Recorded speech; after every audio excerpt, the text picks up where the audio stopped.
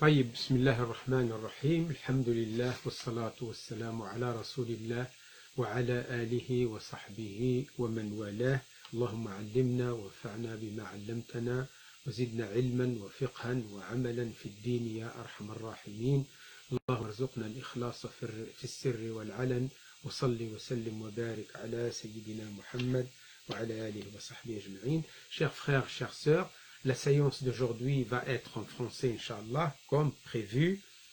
Et nous allons, dans bien sûr le développement théologique et sociologique, c'est-à-dire le côté de la société qui a lien étroit avec les concepts religieux, nous allons parler, bien sûr toujours en se basant sur le Coran, sur les enseignements du Coran. Comme ça, on va voir directement à la source, on ne va pas prendre des interprétations des gens, puisque, comme vous savez tous, ou du moins ceux qui ont connaissance des enseignements coraniques et des règles de l'interprétation du Coran et de l'explication de ce dernier, les versets coraniques sont porteurs d'une multitude d'explications, de sens, d'enseignements, selon les circonstances des gens, selon également leur capacité de connaissance intellectuelle,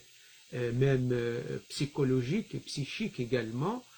C'est pour cela je préfère toujours prendre les versets coraniques comme source d'études, d'analyse et d'enseignement, parce qu'à mon sens, comme je pense, comme la majorité des croyants musulmans, que celui qui connaît le plus la psychologie humaine et la sociologie humaine, c'est celui qui a créé les hommes. Les hommes, bien sûr, quand je dis les hommes, c'est-à-dire dans ces les deux congénères, l'homme et la femme. Donc c'est Allah, c'est Dieu. Il nous connaît mieux que nous-mêmes. C'est pour cela, quand on parle toujours du côté théologique et qui a lien à la sociologie humaine, même à la psychologie humaine, il faut toujours interroger le Coran, essayer de le projeter dans notre réalité pour comprendre le fonctionnement de cette psychologie humaine et pour comprendre également les défaillances de la société humaine, puisque le Coran nous parle de cela. Le Coran nous parle des récits ou des histoires, des récits des communautés précédentes, des civilisations, des anciennes civilisations, des peuples de jadis, justement pour que l'on puisse retenir les leçons qui s'imposent pour notre vie quotidienne et pour qu'on se préserve de commettre les mêmes erreurs politiques, économiques, sociales, familiales, éducatives, même militaires, etc. Wa alaykoum assalam, ayyuha al-ahibba, merci beaucoup. Wa alaykoum assalam, nous tous, bienvenue. Vous voyez, donc c'est pour cela aujourd'hui, j'ai intitulé cette intervention, qui sera bien sûr courte pendant une toute petite demi-heure, comme d'habitude, les catégories, donc bien sûr l'islam et la vie, puisque l'islam c'est la vie, l'islam c'est un mode de vie complet, détaillé, bien sûr dans les règles générales, bien sûr qui est à l'usage des croyants, des musulmans. L'islam ne s'impose pas aux autres, bien qu'il parle le cœur, l'âme et l'esprit de tous les êtres humains. Comme j'ai bien dit, le Coran est le livre de l'humanité. Tout un chacun a le droit de le lire et de le comprendre à la lumière de ces circonstances. Et c'est ça le côté inimitable du Coran, si vous avez remarqué. Le côté inimitable. Pas miraculeux, il n'y a pas de miracle, mais il y a une inimitabilité. Les gens ils mélangent entre les miracles et l'inimitabilité coranique. Eh bien, il y a une inimitabilité, mais il n'y a pas de miracle. Vous voyez, le Coran c'est un livre à la portée de tout le monde de le lire, de le comprendre, de le mettre en pratique. Donc, il ne faut pas dire, Hi Alberto, hi, you're welcome. Alhamdulillah, fine, and you. La question donc, qui se pose à nous tous aujourd'hui, mes chers frères et mes chères sœurs, c'est comment doit-on comprendre le Coran? Pourtant, c'est un livre que vous allez voir qui est très compréhensible, très simple à comprendre.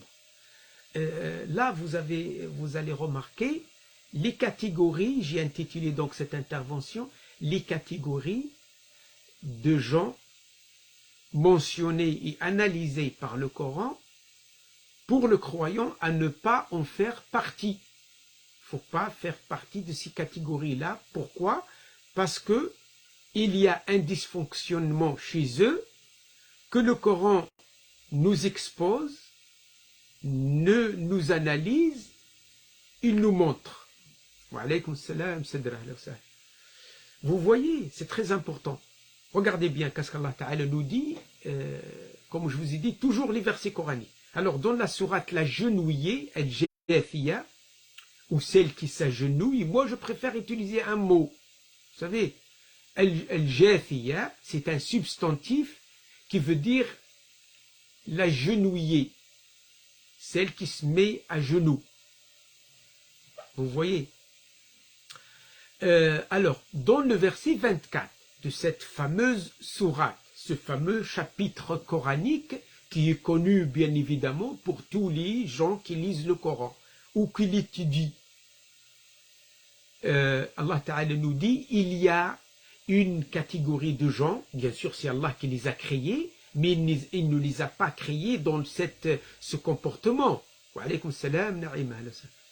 Il ne les a pas créés dans ce comportement. Ils ont choisi par libre arbitre ce comportement que le Coran nous expose. Vous voyez, il y a une différence entre la volonté créatrice et la volonté divine créatrice et la satisfaction de Dieu. Deux choses différentes. Allah, il a tout créé, mais ça ne veut pas dire qu'il est satisfait de tout ce qu'il a créé. Attention, parfois il crée des choses pour nous tester. Donc on doit rester vigilant.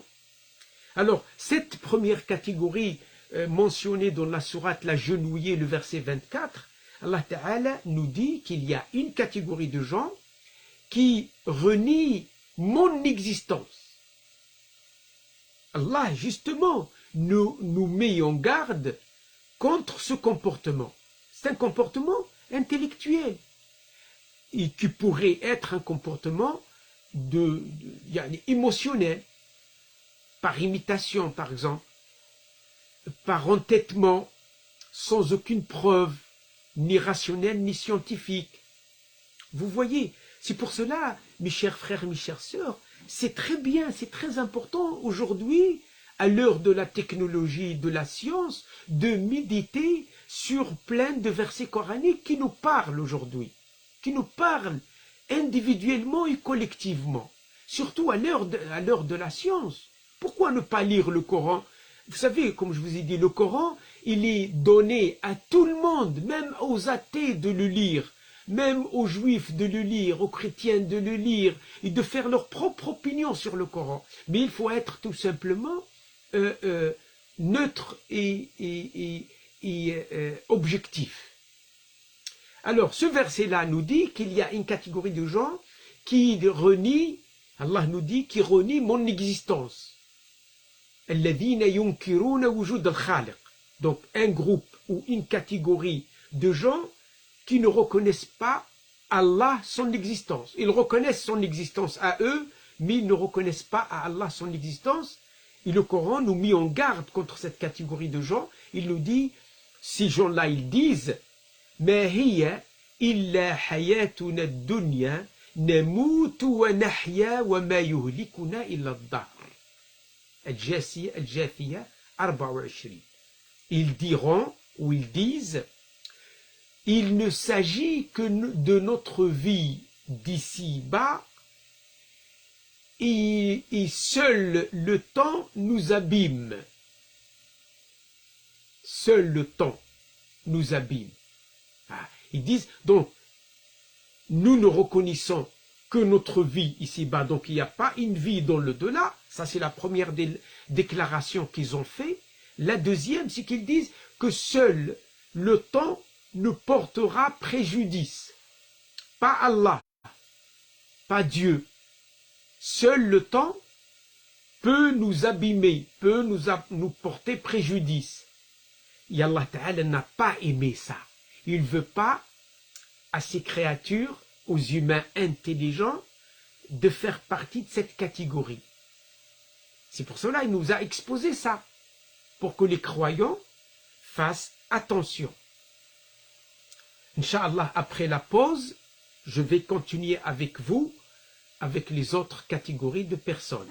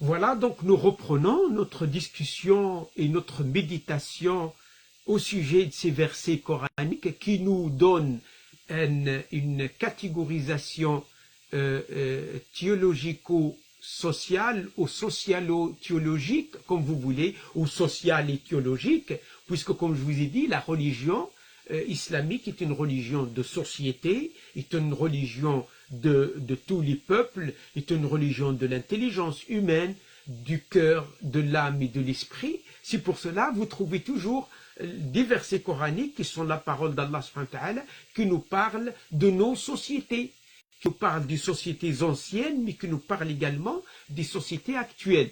Par exemple, dans la sourate, dans le chapitre Al-An'am, les bestiaux, le verset 29, Allah Ta'ala nous dit, pour nous parler, là, Allah Ta'ala nous parle d'une autre catégorie de gens, hein, qui eux, yajhadoun al-akhira wal-hisab wal-jaza. Donc une catégorie de gens qui ne reconnaissent pas l'existence ou l'avènement des comptes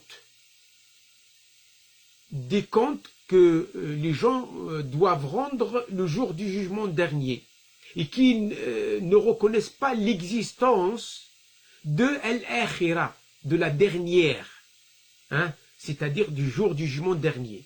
Ces gens-là, Allah subhanahu wa ta'ala nous expose ici même leurs paroles, donc ils nous dévoilent leur psychologie, hein, parce que là il s'agit d'un comportement psychologique et social en même temps. Wa alaykum salam, Ustad Ayyash, ahlan wa sahlan bik. Donc il dit Allah Ta'ala dans le chapitre Al-An'am, Surat Al-An'am, l'ayah 29, يقول الله تعالى وقالوا إن هي إلا حياتنا الدنيا وما نحن بمبعوثين. شوف التأكيد الإلهي. Regarde la précision et l'insistance divine sur les mots utilisés par ces personnes, hein, qu'Allah Ta'ala bien sûr réprouve.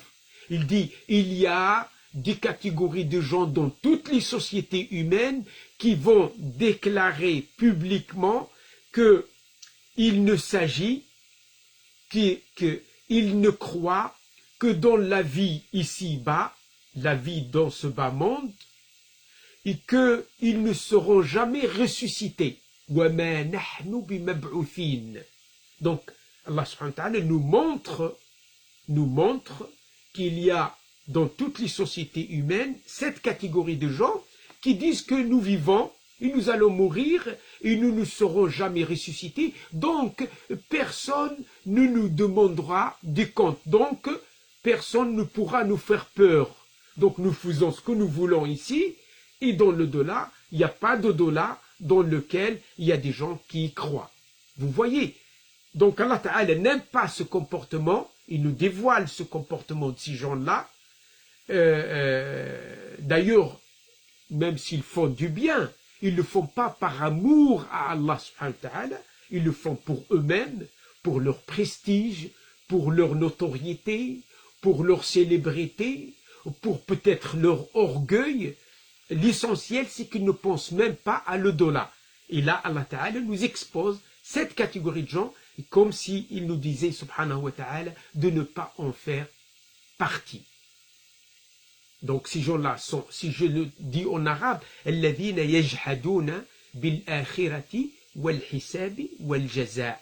Ils croient qu'ils vont vivre seulement, ils vont mourir et ils ne seront pas revivifiés, ne seront pas ressuscités et donc il n'y aura pas de compte à rendre, ils vont mourir et ne plus revenir à la vie.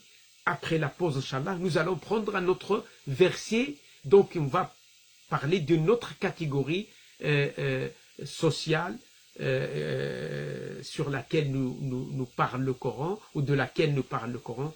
N'allez pas loin, nous reviendrons tout de suite.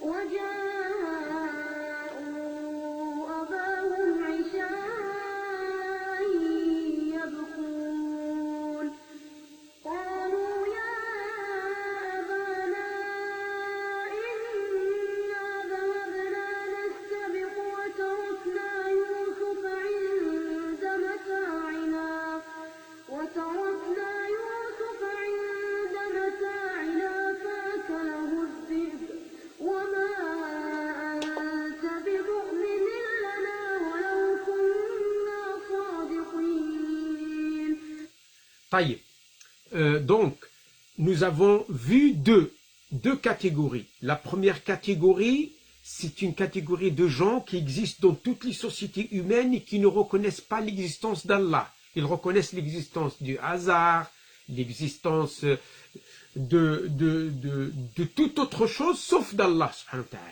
La deuxième catégorie, elle est mentionnée dans la sourate Al-An'am, le verset 29, et ces gens-là, ils ne reconnaissent pas l'existence de la résurrection, du jour dernier, des comptes et de la récompense.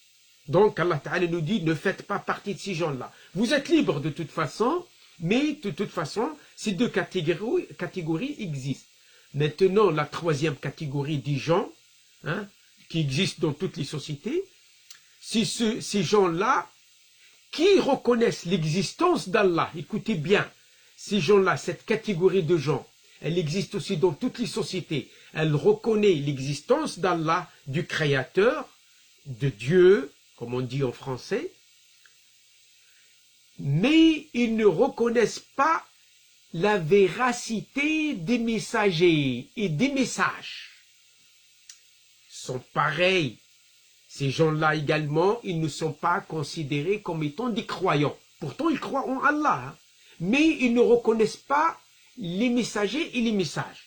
Alors, dans le chapitre également Al-An'am, le bétail, le verset 91, Allah subhanahu wa ta'ala nous parle de ces gens-là, il nous dit « إِذْ قَالُوا مَا أَنزَلَ اللَّهُ عَلَى بَشَرٍ مِّن شَيْءٍ » Ces gens-là, ils disent, regardez, ils disent et lorsqu'ils ont dit, ou ils disent, ou ils déclarent publiquement qu'Allah, ma anzalallahu ala basharin min shay.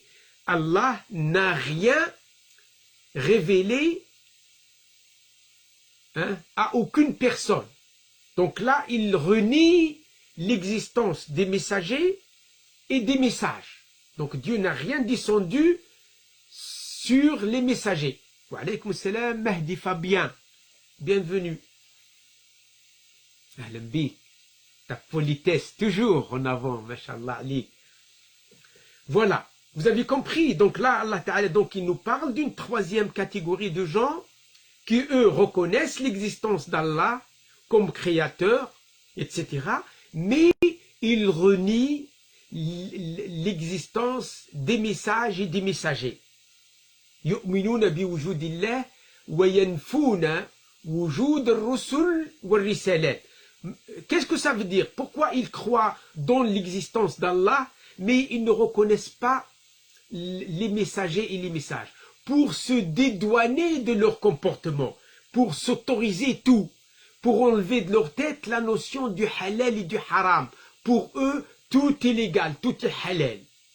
Qu'est-ce qu'Allah dit de ces gens-là? Il dit « إِذْ قَالُوا مَا أَنزَلَ اللَّهُ عَلَى بَشَرٍ مِّن شَيْءٍ » Verset 91 de la sourate le bétail. Allah n'a rien révélé sur aucune personne, sur les gens. C'est clair. Donc ces gens-là, ils ne sont pas des croyants, attention. Ils ne sont pas des croyants. Vous voyez, il dit Allah d'eux également, ils ont dit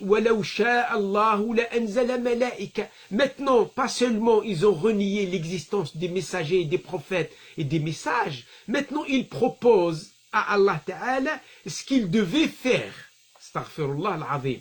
Qu'est-ce qu'ils ont dit? Ils ont dit, si vraiment il y a des messagers et des messages, ceux qui méritent d'être des messagers, ce sont les anges. Regarde, ils reconnaissent les anges. Si Dieu avait voulu, il l'aurait descendu, il nous aurait descendu des anges. Vous voyez les gens, comment ils osent quand même. Ils ont une audace incroyable. Donc ça, c'est la troisième catégorie de gens. Maintenant, on a trois catégories de gens. Après la pause, Inch'Allah, nous allons parler de la quatrième et la dernière catégorie de gens. Et je vais, Inch'Allah, vous libérer.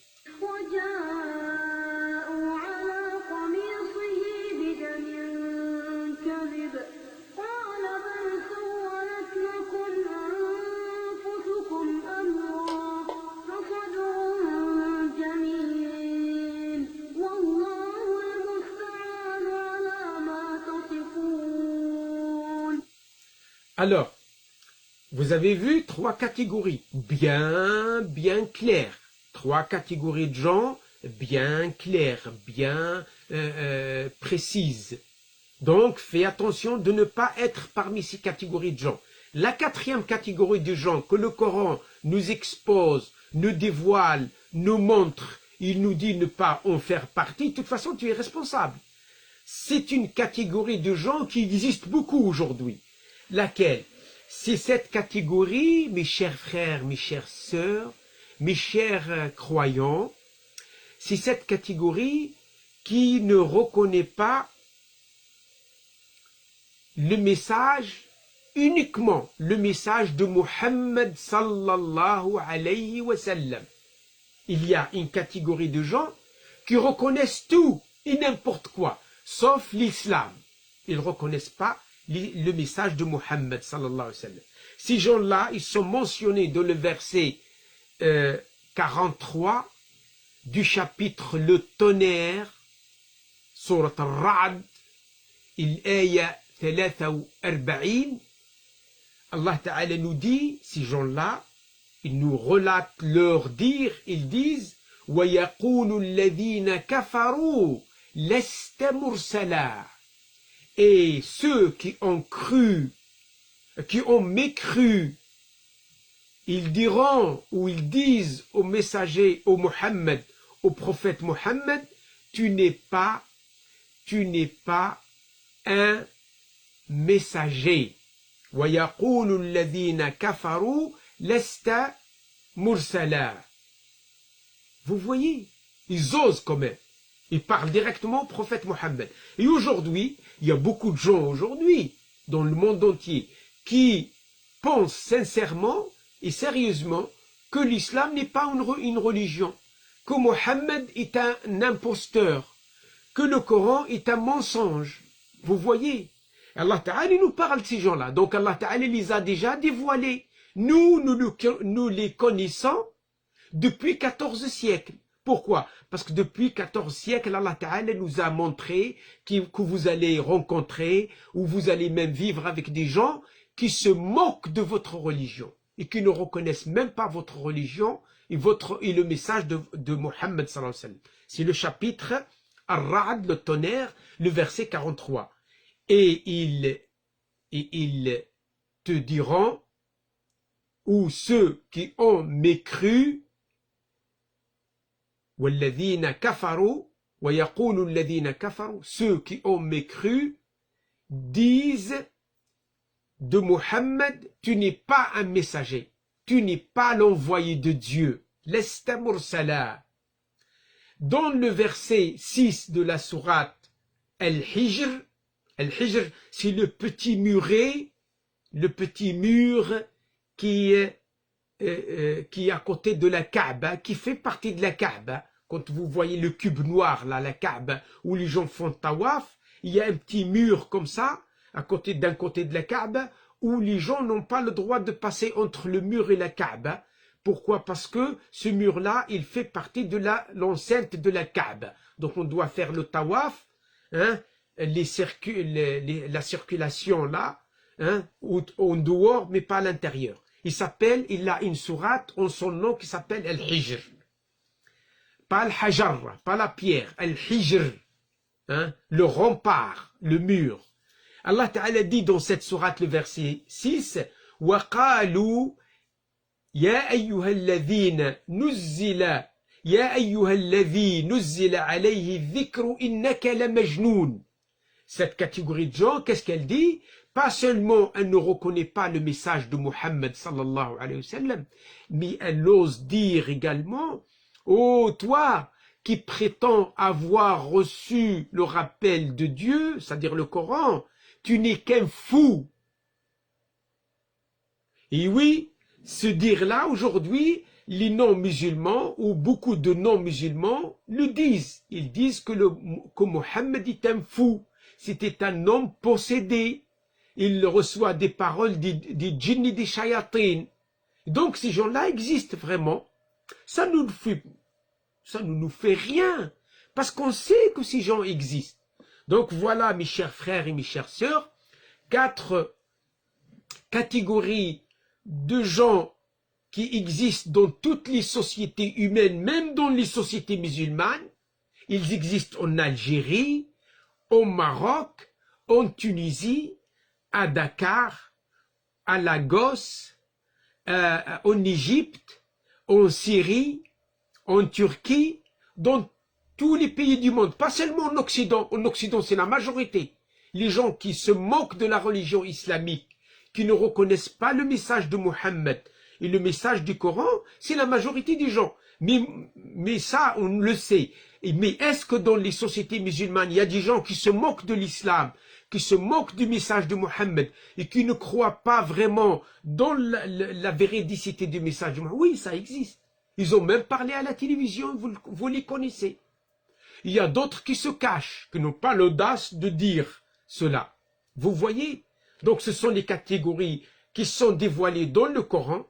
Et qu'Allah subhanahu wa ta'ala nous dit, ces gens-là ne sont pas des croyants, ils sont des mécréants.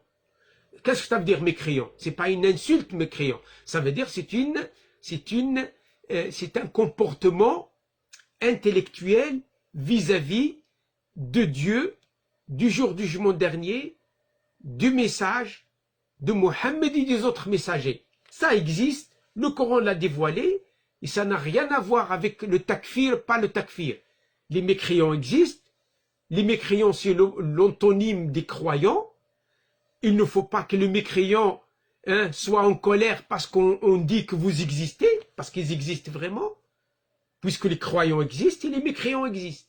C'est pas une insulte, ou il y a une attaque, ou il y a une agression, ou du terrorisme. Non, loin de là, ça n'a rien à voir. Ce sont des enseignements qui existent, nous les reconnaissons. C'est tout. Voilà 4 catégories de gens qui existent dans les sociétés, même musulmanes. Faites attention, ne tombez pas dans leur piège, ne les suivez pas, car Allah Ta'ala nous demandera des comptes Yawm al-Qiyam, parce que nous sommes des croyants à part entière, même si nous avons tous le droit de vivre, le mécréant, le croyant, l'athée, le mouchrik et tout ça, ils ont le droit de vivre, car le seul qui va leur demander des comptes, Yawm al-Qiyamah, c'est Allah subhanahu wa ta'ala. On peut même s'entraider sur la dunya, يعني على الدنيا بين المؤمن والكافر والملحد وإلى آخره, il n'y a aucun problème. Mais Allah Ta'ala va nous demander à nous tous des comptes le jour du jugement dernier. Après la pause, Inch'Allah, je fais dua et je vous libérerai, Inch'Allah.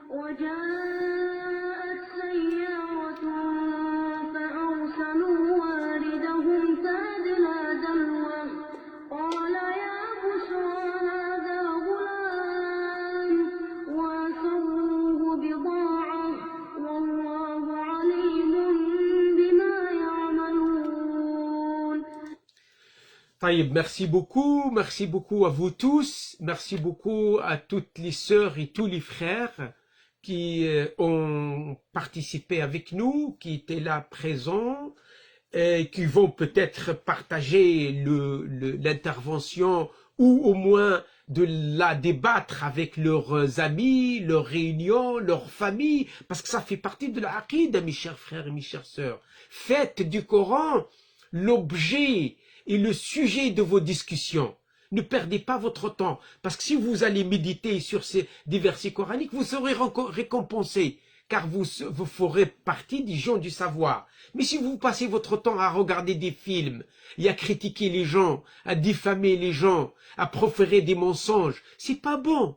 C'est pas bon. Donc, essayez de changer les choses doucement. Allah Ta'ala nous dit, le Coran nous dit, Allah ne changera jamais les circonstances d'un peuple s'il ne change pas au fond de lui-même, c'est-à-dire si ces individus, les individus de ce peuple ne changent pas dans leur fort intérieur. Le changement, la réforme commence par nous-mêmes. Si nous ne changerons pas, Allah ne changera pas notre situation. Merci beaucoup de votre attention. Maintenant, je vais faire un petit dua, Inch'Allah, sans rester trop long. Et je vous demande aussi de me faire dua. Bismillahirrahmanirrahim. Alhamdulillahi Rabbil Alamin. Wassalatu wassalamu ala Sayyidina Muhammad wa ala alihi wa sahbihi ajma'in. Allahumma atina afdal ma atayta ibadaka as-salihin wa taqabbal minna innaka antas sami'ul alim wa a'inna ala dhikrika wa shukrika wa husni ibadatika ya Rabbil Alamin. Ya Rabbana arhamna fa innaka bina rahim wa la tu'adhibna fa innaka alayna qadir waltuf bina bima جرت به المقادير كما لطفت بالأجنة في بطون أمهاتها يا رب العالمين يا أرحم الراحمين. اللهم احفظنا واحفظ المسلمين، اللهم احفظ المسلمين أجمعين، احفظ نساءنا ورجالنا وأولادنا وشعوبنا وأوطاننا. اللهم احفظ المسلمين في مشارق الأرض ومغاربها.